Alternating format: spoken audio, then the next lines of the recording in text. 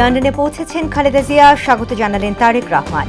অবশেষে 7 বছর পর দেখা হলো মা ও ছেলের।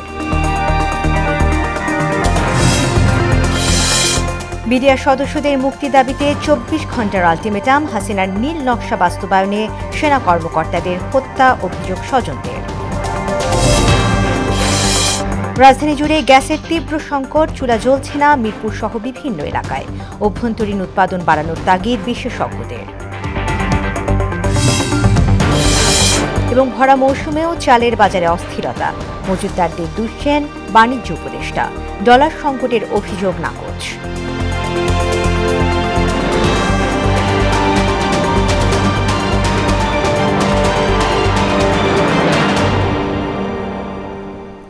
আসসালামু আলাইকুম, মোহনা সংবাদে সবাইকে স্বাগত। শুনছিলেন শিরোনাম, সঙ্গে আছি তাসমিয়া জেরিন। এবারে বিস্তারিত। অবশেষে লন্ডনের হিথ্রো বিমানবন্দরে দেখা হলো মা ও ছেলের। এ সময় আবেগঘন এক দৃশ্যের অবতারণা হয় স্থানীয় সময় সকাল 8:59। খালেদা জিয়াকে বহনকারী এয়ারবাসটি বিমানবন্দরে অবতরণ করতেই বরণ করে নেন তার বড় ছেলে ও দলের ভারপ্রাপ্ত চেয়ারম্যান তারেক রহমান সহ পরিবারের সদস্যরা। হিথ্রো বিমানবন্দর কর্তৃপক্ষ খালেদা জিয়াকে ভিআইপি প্রটোকল দেয়। এ সময় যুক্তরাজ্য বিএনপির সভাপতি এম.এ. মালেক ও সাধারণ সম্পাদক কয়সার এম আহমেদ উপস্থিত ছিলেন। বিমানবন্দর থেকে সাবেক এই প্রধানমন্ত্রীকে নিয়ে যাওয়া হয় লন্ডন ক্লিনিকে। Liver cirrhosis, kidney, heart, diabetes, arthritis সহ নানা শারীরিক অসুস্থতায় ভুগছেন খালেদা জিয়া। এতিমখানা দুর্নীতি মামলায় বিএনপি চেয়ারপারসন বেগম খালেদা জিয়াকে যে অভিযোগে সাজা দেয়া হয়, সেই 2,10,00,000 টাকা আত্মসাৎ হয়নি, বরং এফডিআর এর মাধ্যমে টাকার অঙ্ক দাঁড়িয়েছে প্রায় 9 কোটি। জিয়া অরফানেজ ট্রাস্ট দুর্নীতি মামলায় হাইকোর্টের দেয়া 10 বছরের সাজার বিরুদ্ধে করা আপিল শুনানির দ্বিতীয় দিনে এমন দাবি করেছেন খালেদা জিয়ার আইনজীবীরা। আগামীকাল আবারও শুনানির জন্য দিন ধার্য করেছেন প্রধান বিচারপতি ডক্টর সৈয়দ রিফাত আহমেদের নেতৃত্বাধীন 5 সদস্যের আপিল বিভাগ। এই আদালতে এখন আপনারা কি জাজমেন্ট দেবেন সেটা আপনাদের বিষয়। এখানে আমরা কোনো হস্তক্ষেপ করতে চাই না। আমরা বিশ্বাস করি যে এই আদালতের উপরে কোনো প্রশাসনিক হস্তক্ষেপ নাই এবং সেই কারণে তারা নিরপেক্ষ একটি জাজমেন্ট এই মামলায় দেবেন। শেখ হাসিনাকে ফেরত আনতে ভারতের কাছে যে চিঠি দেওয়া হয়েছিল তার জবাব এখনও সরকার পায়নি বলে জানিয়েছেন পররাষ্ট্র উপদেষ্টা এম তৌহিদ হাসান। বুধবার পররাষ্ট্র মন্ত্রণালয়ে সাংবাদিকদের মুখোমুখি হয়ে তিনি এ তথ্য জানান। সাবেক প্রধানমন্ত্রী শেখ হাসিনার ভিসার মেয়াদ বাড়িয়েছে নয়াদিল্লি। এ বিষয়ে জানতে চাইলে পররাষ্ট্র উপদেষ্টা বলেন, ভিসার মেয়াদ বাড়ানোর খবরটি পত্রিকায় উঠে এসেছে, এ ব্যাপারে সরকারের কিছু করার নেই। গত 23 ডিসেম্বর মানবতা বিরোধী অপরাধের অভিযোগে শেখ হাসিনাকে ফেরত পাঠাতে ভারতের কাছে চিঠি দেয় বাংলাদেশ। আরেকটা বিষয় হচ্ছে, কালকে যে দল আসবে তুরস্ক থেকে,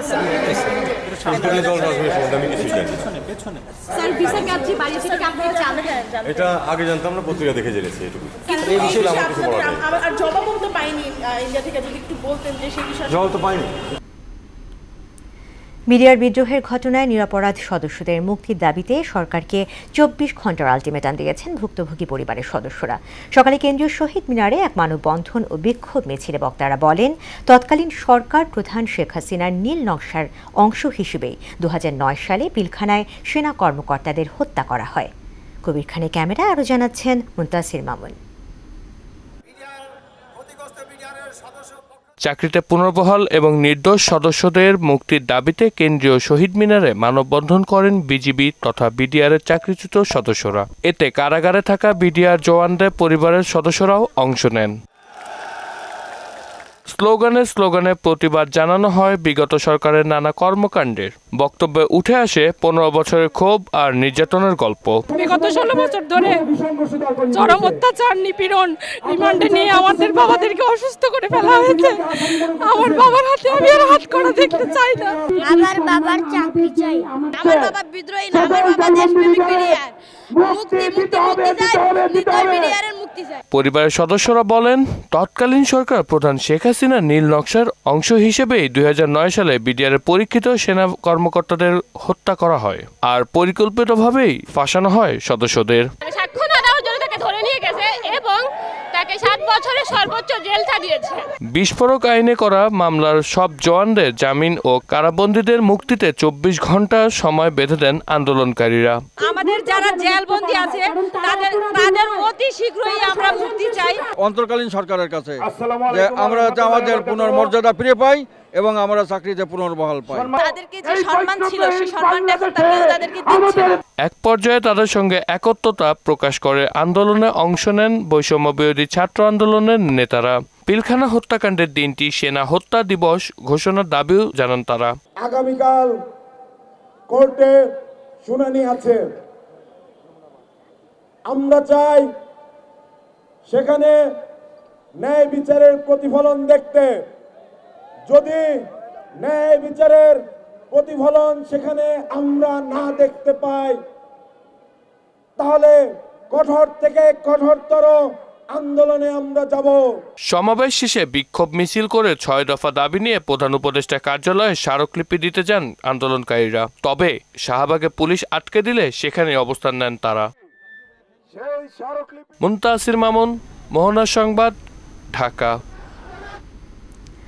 রাজধানী জুড়ে তীব্র আকার ধারণ করেছে গ্যাস সংকট। 2 মাসেরও বেশি সময় ধরে চুলা জ্বলছে না কামরাঙ্গীরচর, মোহাম্মদপুর, হাজারীবাগ, মিরপুর এবং পুরান ঢাকার বেশিরভাগ এলাকায়। ফলে নিরুপায় নগরবাসী ঝুঁকছেন এলপিজিতে। সংকট কাটাতে অভ্যন্তরীণ উৎপাদন বাড়ানোর তাগিদ দিয়েছেন বিশেষজ্ঞরা। উষা ফেরদৌসের রিপোর্ট। এই 2 মাস থেকে এই যে সকালে 6টা 7টার দিকে গ্যাস চলে যায়, আর মনে করেন 2টা 2:30টা 3টা কটুক আইতে থাকে সন্ধ্যা পর্যন্ত। গ্যাসের জন্য এমন হাহাকার রাজধানীর শ্যামলী 2 ও 3 নম্বর সড়কে বসবাসকারীদের। এছাড়াও কামরাঙ্গীরচর, মোহাম্মদপুর, শেখেরটেক, পশ্চিম ধানমন্ডি, হাজারীবাগ, পূর্ব শেওড়াপাড়া, মিরপুর, পল্লবী, ভাসানটেক এবং পুরান ঢাকার বেশিরভাগ এলাকায় চুলা জ্বলে না গ্যাসের অভাবে। রাত্রে 12টার পরে আসে, ভোর 6টার আগে বন্ধ হয়ে যায়, 5:30টায় বন্ধ হয়ে যায় চুলা। সারাদিন থাকে না, রান্নাবান্না করার কোনো সিস্টেম নাই, ইনকাম নাই। কিন্তু তারপরও এই গ্যাসের 200 টাকা আমরা মিটার চার্জ দেই, পরে আবার সিলিন্ডার একটা 1500-1600 টাকা দিয়ে কিনা আবার ব্যবহার করি। প্রায় 2 মাস ধরে চলা সংকট গেল 1 সপ্তাহে আরো প্রকট হয়েছে। বর্তমানে বাসাবাড়িতে দৈনিক গড়ে 2 থেকে 3 ঘন্টা গ্যাস থাকে। বেলা 3টার পর গ্যাস এলেও তাতে কাজের কাজ কিছুই হয় না। ঘর সংসার চালাতে তাই বাধ্য হয়েই বেশিরভাগ মানুষ এলপিজিতে নির্ভরশীল হচ্ছেন। আমাদের লাইন থাকতেও আমাদের গ্যাস থাকে না, আমরা সিলিন্ডার ব্যবহার করি না, কারণ আমাদের রোগী আছে, তার জন্য আমরা 3 বেলায় রান্না করতে হয় সিলিন্ডারে। ভোর রাতে ওইটা পাক করে যা একটু গ্যাস থাকে। পেট্রোবাংলার তথ্য মতে বর্তমানে দেশে দৈনিক গ্যাসের চাহিদা 3800 মিলিয়ন ঘনফুট, বিপরীতে সরবরাহ হচ্ছে 2500 মিলিয়ন ঘনফুট। ফলে বাড়ছে সংকট। বর্তমান চাহিদাটাকে আপনি তাৎক্ষণিকভাবে সমাধান করতে হবে। সেটা আপনি এটা রেশনিং করে পারেন অথবা যে বলে কাটছাট করে। আর আমরা বিকল্প হিসাবে অনেকেই যাচ্ছে এখন কার দিকে, এলপি মানে যে সিলিন্ডারের দিকে। কিন্তু এটা কিন্তু মনে রাখতে হবে এক একটা জ্বলন্ত বম। আমাদের এক্সপ্লোর করতে হবে। হয়তো কোনো গ্যাস ক্ষেত্র নাই অথবা প্রচুর আছে, আমি না এক্সপ্লোর করে না অনুসন্ধান করে তো সিদ্ধান্ত নিতে পারবো না। তবে সম্ভাবনা, প্রচুর সম্ভাবনা রয়েছে। বর্তমান সংকট মোকাবেলায় অভ্যন্তরীণ উৎপাদন বাড়ানোর বিকল্প নেই বলে মনে করেন গবেষকরা। ক্যাবিনেট মিনিস্ট্রি আন্ডারে যেই ব্লু ইকোনমি সেল যে কার্যক্রম শুরু করেছে, যদি এটা যে সরকারই থাকুক না কেন এটাকে আরও দ্রুত ত্বরান্বিত করা যায় এবং এই গবেষণার মাধ্যমে এই বিষয়গুলোকে আমরা মানে সামনে নিয়ে আসতে পারি যে আমাদের কী কী রিসোর্স রয়েছে, তখন সেখান থেকে আমরা পর্যায়ক্রমে আমাদের যে সমস্ত গ্যাসের ওখানে যে ওয়েলগুলো রয়েছে সেগুলো কী পরিমাণ কোয়ান্টিটি আছে আমরা জানবো, জেনে আমরা পর্যায়ক্রমে এগুলো উত্তরণের দিকে যাব। পেট্রোবাংলা জ্বালানি বিভাগের তথ্য অনুযায়ী 2020 সালের এপ্রিলের পর এবারই দেশে গ্যাসের সরবরাহ সর্বনিম্ন। উষা ফেরদৌস, মোহনা সংবাদ, ঢাকা। নিজস্ব মজুদ ও স্থানীয় উৎপাদনের কারণে বাজারে চালের ঘাটতি নেই। তারপরও আমনের ভরা মৌসুম চলছে। এমন সময় চালের দাম বৃদ্ধির যৌক্তিকতা নেই বলে জানিয়েছেন বাণিজ্য উপদেষ্টা শেখ বশিরউদ্দিন। সকালে তেজগাঁওয়ে ভর্তুকি মূল্যে টিসিবির পণ্য বিক্রয় কার্যক্রমের উদ্বোধন অনুষ্ঠানে তিনি এসব কথা বলেন। মজুতদারির কারণে চালের বাজার চড়া স্বীকার করে উপদেষ্টা বলেন, বাণিজ্য মন্ত্রণালয়ের পক্ষ থেকে আমদানি উদারীকরণের চিন্তা করা হচ্ছে। ডলার সংকটে আমদানি ব্যাহত হচ্ছে এমন অভিযোগ নাকচ করে দেন বাণিজ্য উপদেষ্টা। আমাদের হাইয়েস্ট এভার রেমিটেন্স এসছে গত মাসে। আমাদের রপ্তানির প্রায় 17% প্রবৃদ্ধি ঘটেছে। সো এই তথ্যগুলো সঠিক নয় যে ব্যাংকে ডলার ক্রাইসিস, ব্যাংকে কোনো ডলার ক্রাইসিস নাই। এই আমদানির ব্যাপকতার ফলে স্থানীয় বাজারে আমাদের ধারণা মূল্য হ্রাস ঘটবে। স্থানীয় উৎপাদনেও তেমন ঘাটতি নেই, কারণ আমরা আমনের ভরা মৌসুম পার করছি এই মুহূর্তে। সো এই মুহূর্তে বাজারে এই মূল্যস্ফীতিটার কোনো যুক্তিসঙ্গত কারণ আমরা দেখছি না। সুশাসিত গণতান্ত্রিক শাসন ব্যবস্থায় উত্তরণ ঘটানোই অন্তর্বর্তী সরকারের প্রধান লক্ষ্য বলে জানিয়েছেন পরিকল্পনা উপদেষ্টা ডক্টর ওয়াহিদুদ্দিন মাহমুদ। বিভিন্ন সেক্টরে সংস্কার কাজ করায় এডিবি বাস্তবায়নে কিছুটা ধীর গতির কথাও স্বীকার করেন তিনি। এর আগে বিকেলে একনেক সভায় 10 প্রকল্প অনুমোদন করা হয়েছে। এসব প্রকল্প বাস্তবায়নে সরকারের খরচ হবে 4,246 কোটি টাকা। এস.ইউ. সেলিমের প্রতিবেদন। পরিকল্পনা কমিশন চত্বরের এনইসি সম্মেলন কক্ষে অনুষ্ঠিত হয় জাতীয় অর্থনৈতিক পরিষদের নির্বাহী কমিটি একনেকের সভায় অন্তর্বর্তী সরকারের প্রধান উপদেষ্টা এবং একনেকের চেয়ারম্যান ডক্টর মোহাম্মদ ইউনূসের সভাপতিত্বে 4,246 কোটি টাকার 10টি প্রকল্প অনুমোদন দেওয়া হয়। বৈঠক শেষে পরিকল্পনা উপদেষ্টা ডক্টর ওয়াহিদুদ্দিন মাহমুদ 2023 সালের তুলনায় 2024 সালের এডিবি বাস্তবায়নের চিত্র তুলে ধরেন। অন্তর্বর্তী সরকারের বিভিন্ন সংস্কার কাজ চলমান থাকায় এডিবি বাস্তবায়নে কিছুটা ধীর গতি থাকলেও সামনের দিনে অর্থনীতি চাঙ্গা হওয়ার আশা করেছেন তিনি। রাজনৈতিক কর্মকাণ্ড আবার একটু চাঙ্গা হচ্ছে, সেদিক থেকে অর্থনীতি কিছুটা চাঙ্গা হবে বলে আমি আশা করি। মূল্যস্ফীতি সামান্য কমলেও তা এখনো নিয়ন্ত্রণে না আসায় নিম্ন আয়ের মানুষ কষ্টে আছে স্বীকার করেন পরিকল্পনা উপদেষ্টা। জানান, দেশে সুশাসিত গণতন্ত্র অর্জন করাই তার সরকারের লক্ষ্য। যারা একদম দিন মজুরি করে তাদের কথা অনেক সময় চিন্তা করি না, তো তাদের ঠিক অত খারাপ অবস্থা না হলেও কিছুটা হলেও তাদের উপরও চাপ পড়ছে। দেশের প্রকৃত উন্নয়নে 100 বছরের পরিকল্পনার পাশাপাশি স্বল্পমেয়াদী কয়েকটি পরিকল্পনা নেওয়া দরকার বলে মনে করেন পরিকল্পনা উপদেষ্টা। ছোট ছোট কিছু রিফর্ম আমি নীরবে করে যাচ্ছি। এস.ইউ. সেলিম, মোহনা সংবাদ, ঢাকা। ঘন কুয়াশায় আচ্ছন্ন পুরো দেশ। উত্তরের জেলাগুলোতে জেগে বসেছে শীত। দিনের বেলায় কোথাও দেখা মিলছে না সূর্যের। হাড় কাঁপানো শীতে নিদারুণ কষ্টে দিন কাটাচ্ছে খেটে খাওয়া মানুষ। বুধবার দেশের সর্বনিম্ন তাপমাত্রা রেকর্ড করা হয়েছে 12.8 ডিগ্রি সেলসিয়াস। এদিকে শুক্র শনিবার পর্যন্ত কুয়াশা বেশি থাকবে এমন পূর্বাভাস জানিয়েছে আবহাওয়া অফিস। বিস্তারিত জানাচ্ছেন শারমিন স্বর্ণা। উত্তরের জেলা রংপুরে জেকে বসেছে শীত। হিমেল হাওয়া আর ঠান্ডায় বিপর্যস্ত জনপদ। শীতের কারণে প্রয়োজন ছাড়া বের হচ্ছে না মানুষ। খড়কুটো জ্বালিয়ে শীত নিবারণ করছেন তারা। শীতের কারণে হাত পা ধরে অতে কোনো মতে গালা হতো, মানে এক দুপুর বসে থাকলে দুপুরের পর কাজে যাওয়া লাগে। কুড়িগ্রামে ঘন কুয়াশা কমলেও বেড়েছে শীত। এর সঙ্গে পাল্লা দিয়ে বাড়ছে শীতজনিত নানা রোগ ব্যাধি। বৃষ্টি টিপটিপ পড়তেছে, ঠান্ডা বাতাস আসতেছে, আমাদের এই জায়গায় খুব কষ্ট, মানুষ বাইরে হইতেছে না। শীতের জন্য মানুষ মনে করেন যে ঘর থেকে বাইরে আগুন পোহাইতেছে। দিনাজপুরে ঘন কুয়াশার কারণে সূর্যের দেখা মিলছে না অনেক স্থানেই। এতে করে দিনের বেলায়ও হেডলাইট জ্বালিয়ে চলাচল করছে যানবাহন। কুয়াশা বাইরে হওয়া যায় না, কোন দুদিন ধরে না, আবার বাতাস খুব ঠান্ডা, কামে হয় না, ঠান্ডার জন্য বাইরে যায় না, এমন বাতাস, রাত্রে তো আরো বেশি বাতাস। বুধবার দেশের সর্বনিম্ন তাপমাত্রা রেকর্ড করা হয়েছে যশোরে 12.8 ডিগ্রি সেলসিয়াস। এছাড়া আবহাওয়া অফিস জানিয়েছে ঢাকায় সর্বনিম্ন তাপমাত্রা রেকর্ড হয়েছে 16.3 ডিগ্রি পর্যন্ত। যে কুয়াশা ভাবটা দেখতে পাচ্ছেন সেটা হয়তো বা আগামী 2-3 দিন থাকার সম্ভাবনা রয়েছে আর কি। কুয়াশার কারণে দেখা যাচ্ছে দিনের তাপমাত্রাটা 1 থেকে 4 ডিগ্রি কমে আসবে, শীতের অনুভূতিটা বৃদ্ধি পাবে। সারা দেশে আজকে সর্বনিম্ন তাপমাত্রা 12.8 ডিগ্রি সেলসিয়াস যশোরে রেকর্ড করেছে, আর ঢাকায় সর্বনিম্ন তাপমাত্রা 16.3 ডিগ্রি সেলসিয়াস রেকর্ড করা হয়েছে। শারমিন স্বর্ণা, মোহনা সংবাদ। কন্টেইনার ও কার্গো হ্যান্ডলিংয়ের নতুন মাইলফলক ছুঁয়েছে চট্টগ্রাম বন্দর। গেল 1 বছরে চট্টগ্রাম বন্দরে কন্টেইনার হ্যান্ডলিংয়ে রেকর্ড প্রবৃদ্ধি হয়েছে বলে দাবি কর্তৃপক্ষের। বন্দর চেয়ারম্যান জানান, 2023-এর তুলনায় 2024-এ বেশি জাহাজ এসেছে, কমেছে গড় ওয়েটিং টাইম। আমদানি রপ্তানি চাপ সামলাতে নেওয়া হয়েছে বন্দরের সক্ষমতা বাড়ানোর উদ্যোগ। আফসানা নূরের প্রতিবেদন, জানাচ্ছেন আফরিন পপি। 2024 সালে চট্টগ্রাম বন্দরে 3.27 million TEUs container, 123 million ton cargo এবং 3,867টি জাহাজ হ্যান্ডলিং হয়েছে। আগের বছরের তুলনায় প্রবৃদ্ধি হয়েছে 7.42%। বে টার্মিনাল যখন হবে আমরা এটা সুযোগ সুবিধা ব্যবসায়ীদের জন্য আরো এটা কি হবে, আমরা লাভবান হব।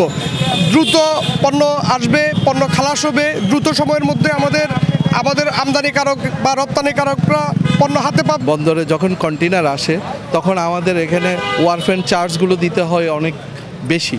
তো যদি বে টার্মিনাল হয় ব্যবসায়ীরা অনেক সুফল পাবে। আমাদের দক্ষতা, আমাদের ডলারের প্রাপ্যতা, আমাদের বন্দরের যে ইকুইপমেন্ট সেগুলি সবগুলি মানে ঠিকমতো চলছে। বেড়েছে রাজস্ব আয়ও।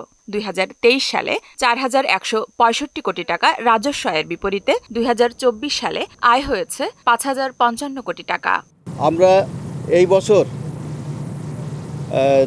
3.27 মিলিয়ন টিইউস কন্টেনার হ্যান্ডলিং করেছি, যা ইতিপূর্বে সমস্ত রেকর্ড ব্রেক করেছে। একইভাবে 123 million metric ton of cargo handling করেছি, সেটাও সম্পূর্ণভাবে ইতিপূর্বে সমস্ত রেকর্ড ব্রেক করেছে। আগামীতে চট্টগ্রাম বন্দরে সক্ষমতা বাড়লে দ্বিগুণ বাড়বে কন্টেনার হ্যান্ডলিং। এ চাপ সামলাতে দ্রুত বে টার্মিনালের কাজ শুরু ও শেষ করার উদ্যোগ নেওয়া হয়েছে বলে জানান বন্দর চেয়ারম্যান। বন্দরকে যদি আমরা এফিশিয়েন্ট করতে পারি তাহলে আমাদের যেমন ফরেন ডাইরেক্ট ইনভেস্টমেন্ট বাড়বে, ঠিক একইভাবে দেশের উন্নতিতে এটা অত্যন্ত সহায়ক অবদান রাখবে। সেজন্য বন্দরকে কত গতিশীল করা যায়, সক্ষমতা আরও কীভাবে বাড়ানো যায়, সেইটা নিয়ে আমরা সবসময় কাজ করব। চট্টগ্রাম বন্দরে বিদেশি বিনিয়োগ বাড়ছে উল্লেখ করে 2027-28 সালের মধ্যে ইউরোপীয় ইউনিয়ন ও আসিয়ানভুক্ত দেশগুলোর সাথে হওয়া চুক্তিও কার্যকর হওয়ার আশা বন্দর চেয়ারম্যানের। আফরিন পপি, মোহনা সংবাদ। দেশের বাইরে খবর। তুষার ঝড় ও দাবানলে বিপর্যস্ত যুক্তরাষ্ট্র। নজিরবিহীন তুষারপাতের কারণে মিসিসিপি, আলাবামা, জর্জিয়া এবং ক্যারোলিনার বাসিন্দাদের ঘর থেকে বের না হওয়ার নির্দেশ দিয়েছে সরকার। অন্যদিকে দাবানলের কারণে লস অ্যাঞ্জেলেসে বহু বাড়ি ও স্থাপনা ধ্বংস হয়ে গেছে। এরই মধ্যে 30,000 বাসিন্দাকে নিরাপদ স্থানে সরিয়ে নিয়েছে কর্তৃপক্ষ। জারি করা হয়েছে জরুরি অবস্থা। বিস্তারিত জানাচ্ছেন ইশতিয়াক হোসেন। আমেরিকায় দেখা মিলছে বিরূপ আবহাওয়ার। একদিকে চলছে তীব্র তুষারঝড়, অন্যদিকে সক্রিয় দাবানল। ওয়াশিংটন পোস্টের তথ্য মতে স্থানীয় সময় বুধবার রাতে যুক্তরাষ্ট্রের মধ্যাঞ্চলে নতুন করে তুষারঝড় শুরু হওয়ার পূর্বাভাস রয়েছে, যা শনিবার পর্যন্ত 20টিরও বেশি রাজ্যে বয়ে যেতে পারে। আগামী বৃহস্পতিবার থেকে শুক্রবারের মধ্যে Texas, new Mexico, Oklahoma, Kansas, Colorado, north Louisiana, Arkansas এবং মিজোরিতে কয়েক ইঞ্চি তুষারপাতের আশঙ্কা রয়েছে। এতে যাতায়াত ব্যবস্থা বিপর্যস্ত হওয়ার পাশাপাশি বিমান চলাচলেও ব্যাঘাত ঘটার আশঙ্কা করা হচ্ছে। এছাড়া শুক্রবার থেকে Mississippi, Alabama, Georgia, Tennessee, Kentucky এবং ক্যারোলিনাতে তুষারপাত আরও বাড়তে পারে বলেও জানিয়েছে আবহাওয়া দপ্তর। সপ্তাহান্তে তুষারঝড় আঘাত হানতে পারে মধ্য আটলান্টিক ও উত্তর পূর্বাঞ্চলেও। অন্যদিকে ভয়াবহ দাবানলে পড়ছে দেশটির শিল্প, বাণিজ্য ও আর্থিক কর্মকাণ্ডের অন্যতম প্রধান কেন্দ্র লস অ্যাঞ্জেলেস। বিশাল এলাকা জুড়ে ছড়িয়ে পড়া এই দাবানলে ইতোমধ্যেই 1200 একরের বেশি এলাকা পুড়ে গেছে। আগুনে বহু বাড়ি ও স্থাপনা ধ্বংস হয়ে গেছে। এরই মধ্যে 30,000 বাসিন্দাকে নিরাপদ স্থানে সরিয়ে নিয়েছে কর্তৃপক্ষ। পরিস্থিতি বিবেচনায় জারি করা হয়েছে জরুরি অবস্থা। যুক্তরাষ্ট্রের ন্যাশনাল ওয়েদার সার্ভিস NWS জানিয়েছে বাতাস আরও তীব্র হওয়ার কারণে আগুনের বিস্তার অব্যাহত থাকতে পারে। এ অবস্থায় জনগণকে সতর্ক থেকে পরিস্থিতি মোকাবেলার আহ্বান জানিয়েছে কর্তৃপক্ষ। ইশতিয়াক হোসেন, মোহনা সংবাদ। চীনের পাহাড়ি অঞ্চল তিব্বতে ভূমিকম্পে এ পর্যন্ত 126 জনের মৃত্যু হয়েছে। আহত হয়েছেন 200-র কাছাকাছি। চীনের কর্মকর্তারা জানান এ পর্যন্ত 400-রও বেশি মানুষকে উদ্ধার করা হয়েছে। নিরাপদ স্থানে সরানো হয়েছে 30,000 বাসিন্দাকে। প্রাথমিক জরিপ অনুযায়ী 3,600 বাড়ি ধসে পড়েছে বলে জানায় প্রশাসন। এদিকে ইসরায়েলি বর্বরতায় গাজায় আরও 49 ফিলিস্তিনি নিহত হয়েছে। এতে প্রাণহানি 45,885 আর আহত হয়েছে 1,09,000-এর বেশি মানুষ। জিম্মি মুক্তি নিয়ে ফিলিস্তিনের স্বাধীনতাকামী সংগঠন হামাসকে কড়া হুঁশিয়ারি দিয়েছেন যুক্তরাষ্ট্রের নবনির্বাচিত প্রেসিডেন্ট ডোনাল্ড ট্রাম্প। আগামী 20 জানুয়ারির মধ্যে আমেরিকান সহ সব জিম্মিকে মুক্তি না দিলে পশ্চিম এশিয়ার ধ্বংসলীলা চালানোর হুমকি দিয়েছেন তিনি। এর আগে 2023 সালের 7 অক্টোবর ইসরায়েলে হামলা চালায় হামাস। 250 জনের বেশি মানুষকে বন্দী করে নিয়ে যায় তারা। ট্রাম্পের দাবি, আমেরিকার বাসিন্দাদের বন্দী করে ঠিক কাজ করেনি হামাস।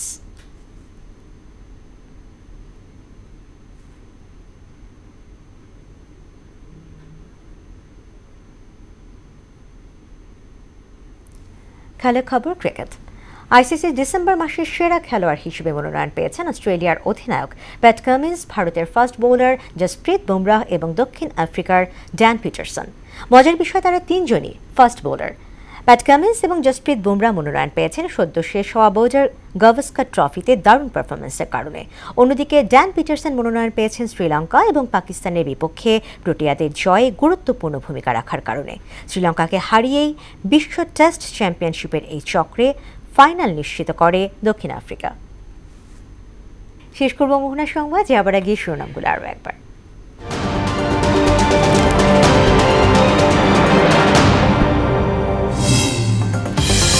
লন্ডনে পৌঁছেছেন খালেদা জিয়া, স্বাগত জানালেন তারেক রহমান।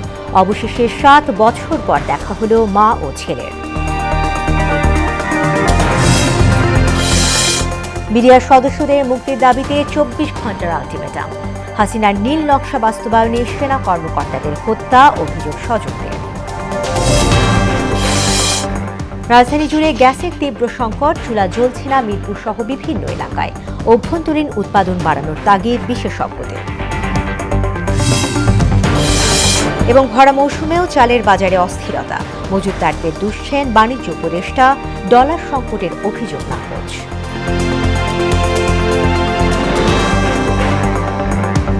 দর্শক, এই ছিল মোহনা সংবাদে। পরবর্তী সংবাদ রাত 9টায়। এর আগে সন্ধ্যা 7টায় দেখবেন সংবাদ এক নজরে। এছাড়া মোহনার সবশেষ খবর জানতে ভিজিট করুন www.mohana.tv। সংবাদ দেখতে পারেন আমাদের ফেসবুক পেজ ও ইউটিউবে। এতক্ষণ সঙ্গে থাকার জন্য ধন্যবাদ।